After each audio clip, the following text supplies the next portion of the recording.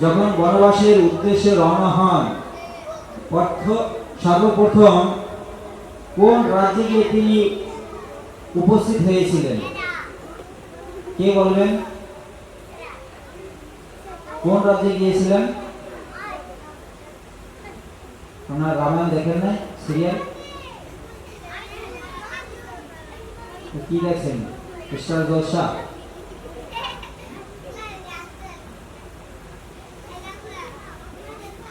সেখানে দেখবেন শ্রী রামচন্দ্র প্রথমে বনবাস উদ্দেশ্যে যখন রওনা হন তখন সর্বপ্রথমে নিষাদ রাজের রাজ্যে গিয়ে উপনীত হন। কে মনে করছে? নিষাদ রাজ্যে গিয়ে উপনীত হন। তো নিষাদ রাজের সঙ্গে শ্রী রামচন্দ্রের ঘনিষ্ঠ সম্পর্ক ছিল, বন্ধুত্ব সম্পর্ক। তো নিষাদ রাজের রাজ্যে ভগবান শ্রী রামচন্দ্র, মাতা সীতা দেবী এবং লক্ষ্মণ অবস্থান করছিলেন। যখন শ্রী রামচন্দ্র নিষাদ রাজের রাজ্য থেকে চিত্রকূটের উদ্দেশ্যে রওনা হবেন, চিত্রকূট গিয়েছেন আপনারা? কেউ জান না? যাবেন। আমরা সনাতন ধর্মে জন্মগ্রহণ করেছি। আমাদের পুরী, বৃন্দাবন, মায়াপুর, নবদ্বীপ এই বিশেষ বিশেষ স্থানগুলি যাওয়া উচিত। চিত্রকূটের উদ্দেশ্যে যখন রওনা করবেন তার পূর্বের দিনে ঘটনা, পূর্বের দিনে আলোচনা হলো আগামী দিন ভগবান শ্রী রামচন্দ্র চিত্রকূটের উদ্দেশ্যে রওনা হবেন, কিন্তু একটা নদী পার হতে হবে। সেই নদীর নাম হচ্ছে গঙ্গা নদী। এই বাচ্চারা, এই হরে কৃষ্ণ, দূরে যাও। যদি এখানে কথা বলো তাহলে কিন্তু পুলিশকে দিয়ে দেবো।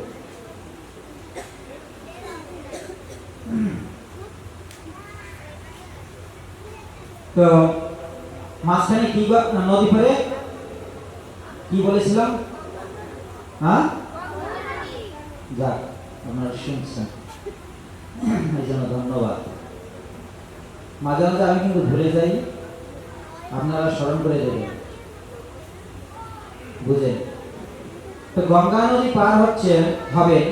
তো গঙ্গা নদী যেহেতু পার হবেন, এই গঙ্গা নদীতে অনেক মাঝি রয়েছে। তার মধ্যে একজন মাঝি, তার নাম হচ্ছে কচুয়া মাঝি। কি নাম? কচুয়া মাঝি। কচুয়া কাকে বলে?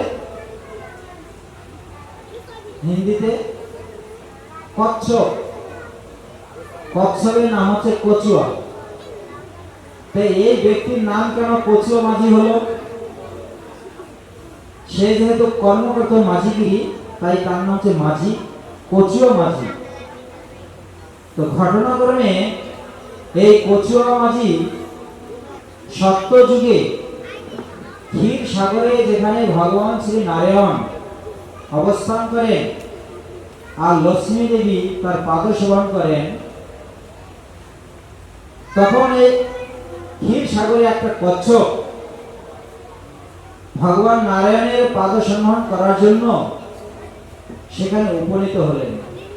মাতা লক্ষ্মী দেবী তাকে তাড়িয়ে দিলেন। ওই কচ্ছপ বারবার আসে আর বারবার মাতা লক্ষ্মী দেবী তাকে তাড়িয়ে দেন আর বলেন, আমার প্রভুর সেবা শুধু আমি একাই করব, আর দ্বিতীয় কাউকে ভাগ আমি দিব না।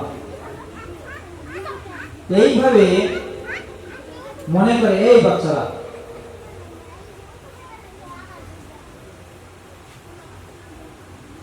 তো এইভাবে এই কচুয়া মাঝি, এই কচ্ছপ বারবার বিতাড়িত যখন হচ্ছেন, তখন তিনি বললেন, হে মাতা লক্ষ্মী দেবী, এমন একদিন আসবে, সেদিন আমি আমার প্রভুর শ্রী চরণ ধৌত করব, সেবা করব, তুমি দাঁড়িয়ে দাঁড়িয়ে দেখবে, কিন্তু তোমার কিছু করার থাকবে না। এই কথা বলে ওই কচ্ছপ বিদায় নিলেন। সত্যযুগ শেষ, ত্রেতাযুগ শেষের দিকে ভগবান নারায়ণ তিনি আসলেন শ্রী রামচন্দ্র রূপে, লক্ষ্মী দেবী আসলেন মাতা সীতা ঠাকুরের রূপে। সঙ্গে আসলেন শ্রী বলরাম, তিনি আসলেন লক্ষ্মণ রূপে। দেখুন ওই কচ্ছপ তিনি এই নিষাদ রাজ্যে এসে তিনি জন্মগ্রহণ করেছেন, আর তার নাম রাখা হয়েছে কচুয়া। আর তিনি কর্ম করেন মাঝিগিরি, তাই তার নাম হচ্ছে কচুয়া মাঝি। এই কচুয়া মাঝি নিষাদ রাজের কাছে গিয়ে প্রার্থনা নিবেদন করলেন, হে প্রভু, আমি শ্রবণ করেছি আগামীকাল ভগবান শ্রী রামচন্দ্র তিনি চিত্রকূটের উদ্দেশ্যে রওনা হবেন, তো গঙ্গা নদী পার হবেন। সেই গঙ্গা নদীতে যাতে কোনো মাঝি না থাকে, সেই প্রার্থনা আপনার কাছে নিবেদন করছি, আপনি কৃপা করুন। শুধু সেই গঙ্গা নদীতে একজনই মাঝি থাকবে, সে আমি নিজে আর আমার নৌকা, আর দ্বিতীয় কোনো মাঝি থাকবে না। আমি শুধু আমার প্রভু শ্রী রামচন্দ্রকে গঙ্গা নদী পার করব, আপনি এই কৃপাটা করুন। তখন নিষাদরাজ ঘোষণা দিলেন। ঘোষণা দেওয়ার পরে সমস্ত মাঝিগণ গঙ্গা নদী ছেড়ে চলে গেলেন। যার যার নৌকা ছিল সব জলে ডুবিয়ে দেওয়া হলো। আর এই কচুয়া মাঝি তার নৌকাখানা খুব সুন্দর করে পরিষ্কার পরিচ্ছন্ন করে সাজিয়ে একেবারে নূতন করে প্রস্তুত করলেন। যখন পরের দিন যখন ভগবান শ্রী রামচন্দ্র চিত্রকূটের উদ্দেশ্যে রওনা হয়েছেন, কচুয়া মাঝি গঙ্গা থেকে দৌড়ে গিয়ে কিছু দূরে সামনে গিয়ে বলছেন শ্রী রামচন্দ্রকে থামিয়ে দিয়ে, প্রভু আপনি কোথায় যাবেন? বলছেন আমি গঙ্গা নদী পার হব। তো গঙ্গা নদী পার হতে হলে আপনাকে তো নৌকায় পার হতে হবে। বলছে হ্যাঁ, নৌকায় তো পার হতে হবে। তাহলে নৌকায় যদি আপনি পার হন, তাহলে কিছু কর্ম করতে হবে। কি কর্ম? কর্ম হচ্ছে এই, আপনার চরণ ধৌত করে তারপরে নৌকায় উঠিতে হইবে। কেন না, পূর্বে আপনার চরণ ধূলি প্রাপ্ত হয়ে একটা পাথর নারী রূপ ধারণ করে বৈকুণ্ঠ ধাম গমন করেছেন।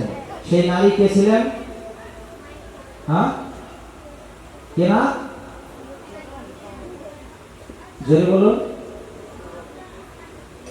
অনেক পিছন থেকে বলছেন অহল্যা দেবী, মাতা অহল্যা। এই অহল্যা দেবীর কথা বললেন। তাই আপনার চরণ ধূলি যদি আমার নৌকায় পড়ে, আমার নৌকা যদি কোনো নারী রূপ ধারণ করে, তাহলে আমি কি করব? আমার ঘরে তো আমার স্ত্রী রয়েছে, আবার এই দ্বিতীয় নারী আমি কি করব? আমি তো দুইজন নারী নিয়ে সংসার করতে পারবো না। তাই আপনার চরণ ধৌত করতে হবে, তারপর আপনাকে নৌকায় উঠতে হবে। আচ্ছা ওকে, ঠিক আছে। তখন বড় একটা পাথর দিলেন। সেই পাথরের উপরে ভগবান শ্রী রামচন্দ্র বসলেন। বসার পরে তার এক চরণ ধৌত করে ছোট্ট একটা পাথর দিলেন, আর সেই পাথরের উপরে তার চরণখানা রাখলেন। এখনো মন থেকে ভয় যায়নি। কেন? যদি কোনো চরণ ধুলি থেকেই থাকে, তাহলে যদি আবার নারী রূপ ধারণ করে, যদি ছোট পাথরটা যদি নারী রূপ ধারণ করে, তাহলে আমি তাকে কন্যা রূপে পালন করতে পারবো, আর বড় হলে তো তাকে আমি কন্যা রূপে পালন করতে পারবো না।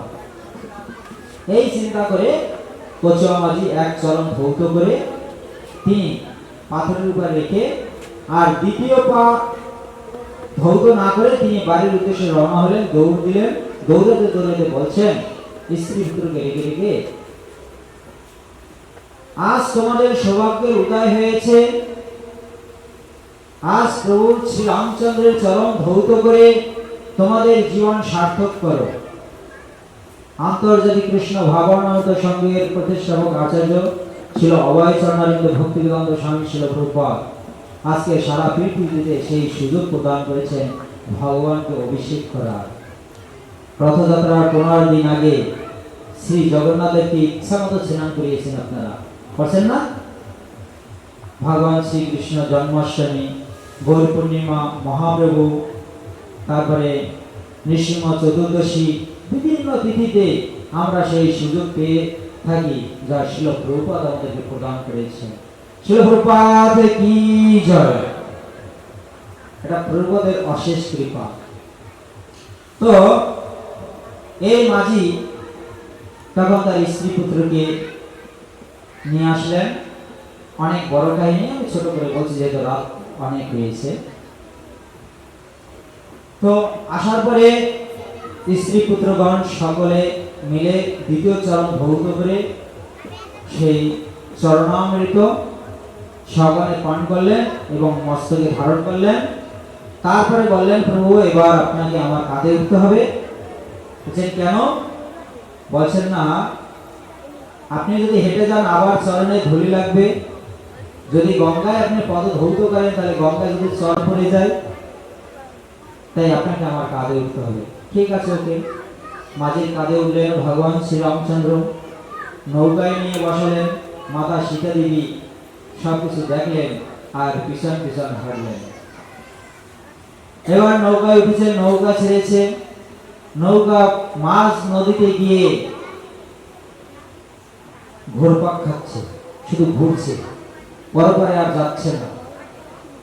তখন লক্ষণ গর্জন করে উঠছে, হে মাঝি, তোমার এত বড় শ্রদ্ধা, তুমি আমাদেরকে অপর পারে পার না করে তুমি কেন গঙ্গা নদীর মাঝখানে আমাদেরকে ঘুরাচ্ছ? তোমার উদ্দেশ্য কি? তাড়াতাড়ি বলো, নতুবা তোমাকে আমি এখনই বাঁ দ্বারা বিদ্ধ করবো। মাঝি বললেন, লক্ষণ ভাই, তুমি এত রাগ করছো কেন? একটু ঠান্ডা হও। শ্রী রামচন্দ্র বললেন, হ্যাঁ রে মাঝি, তুমি আমাদেরকে পার না করে কেন আমাদেরকে মাঝ নদীতে ভ্রমণ করাচ্ছ?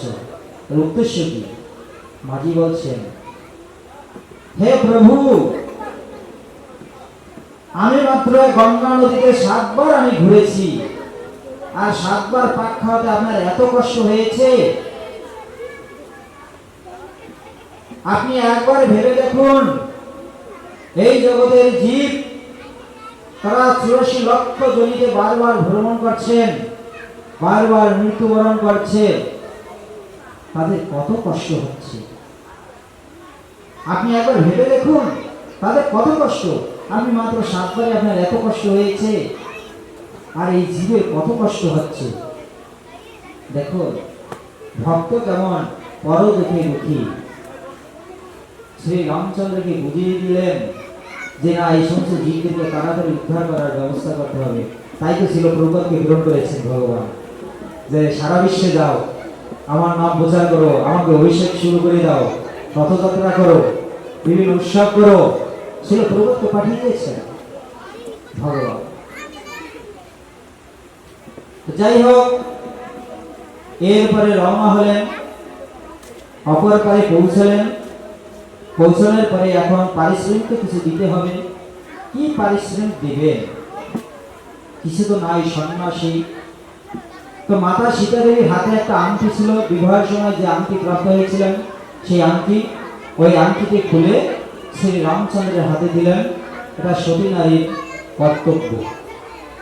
তাই তিনি সেই আংটি প্রদান করার পরে যখন আংটিটি শ্রী রামচন্দ্র এই মাঝির হাতে দিতে গেলেন, তখন মাঝি জিজ্ঞাসা করলেন, প্রভু ওটা কি দিচ্ছেন আপনি? বলছে, তুমি পরিশ্রম করেছো তাই কিছু পারিশ্রমিক দিচ্ছি। বলছে, প্রভু এটা কি প্রয়োজন রয়েছে? তুমি আমি তো সমান, তুমি আমি সমান, তাহলে পারিশ্রমিকের কি প্রয়োজন রয়েছে? এই কথা না শুনতে পারে লক্ষণ, আর তেলে বেগুনে খেয়ে উঠলেন, হে মাঝি, তোমার এত বড় শ্রদ্ধা, তুমি রোগগুলো প্রতি শ্রী রামচন্দ্রকে তোমার সমতুল্য করে ভাবছ, তোমাকে আমি এখনই বাঁ দ্বারা বিদ্ধ করব। মাঝি বলছেন, ভাই লক্ষণ, একটু শান্ত হও। শ্রী রামচন্দ্র বললেন, হ্যাঁ রে মাঝি, বুঝলাম না ব্যাপারটা কি? বলছেন, হ্যাঁ রে প্রভু, আপনি অনেক বড় সেবা করছেন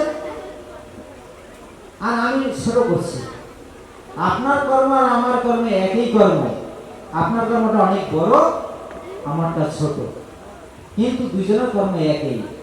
যেমন দেখবেন, একজন ড্রাইভার যদি আর একটা গাড়িতে উঠে, সে কি ভাড়া নেয়? নেয় না। এরকম একটা নীতি রয়েছে। তো মাঝি কি বুঝাতে চেয়েছেন যে তুমি যে কর্ম করো তোমার কর্ম অনেক বড়, আমারটা ছোট, অতএব তোমার কর্ম আর আমার কর্ম একই কর্ম, আমার পারিশ্রমিকের কোনো প্রয়োজন নেই। যখন শ্রী রামচন্দ্র জিজ্ঞাসা করলেন এর অর্থ কি, বুঝিয়ে বলো, তখন বলছেন মাঝি, হ্যাঁ প্রভু, আপনি ভবসাগরের মাঝি আর আমি এই ছোট গঙ্গা নদীর মাঝি। আপনিও পার করেন, আমিও পার করি। আপনি অনেক বিশাল বড় সমুদ্রে আপনি জীবদের পার করে দিচ্ছেন, আর আমি ছোট গঙ্গা নদী পার করে দিচ্ছি। তো আপনিও মাঝি, আমিও মাঝি। তখন দেখলেন হ্যাঁ তো সত্য তো, আমরা তো দুজনেই মাঝি। তখন মাঝি বললেন, প্রভু, তাই পারিশ্রমিকের কোনো প্রয়োজন নেই। আজ আমি গঙ্গা নদী আপনাকে পার করে দিলাম, যেদিন আমি এই দেহ পরিত্যাগ করব সেই দিন আপনি আমাকে ভবসাগর পার করে দিবেন, এইটি আপনার কাছে প্রার্থনা।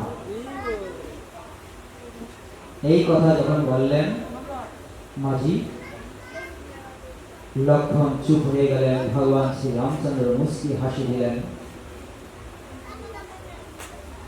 মাঝি নৌকা থেকে নামলেন, আর দুই হাত প্রসারিত করে বলছেন, প্রভু আপনি আমার হস্তে আপনার চরণ রেখে আপনি নৌকা থেকে নেমে আসুন। ভগবান শ্রী রামচন্দ্র হস্তের উপর চরণ রেখে নেমে আসলেন। আজকে এই মাঝি শিক্ষা দিলেন, মাঝি আজকে ভব নদী গঙ্গা নদী পার করে দিলেন, আর তার বিনিময়ে ভগবান শ্রীকৃষ্ণ বাবা শ্রী রামচন্দ্র আমাদেরকে ভব নদী পার করে দিবেন। আমরা ঠিক তদ্রূপ যদি জগন্নাথের সেবা করি, জগন্নাথের রজ্জু ধরে তাকে আমরা রথে করে নিয়ে আসি, নিয়ে যাই, তাহলে ভগবান জগন্নাথেরও আমরা যখন দেহত্যাগ করব আমাদেরকে তিনি নিজে রথে করে তার নিজ ধাম গোলক বৃন্দাবনে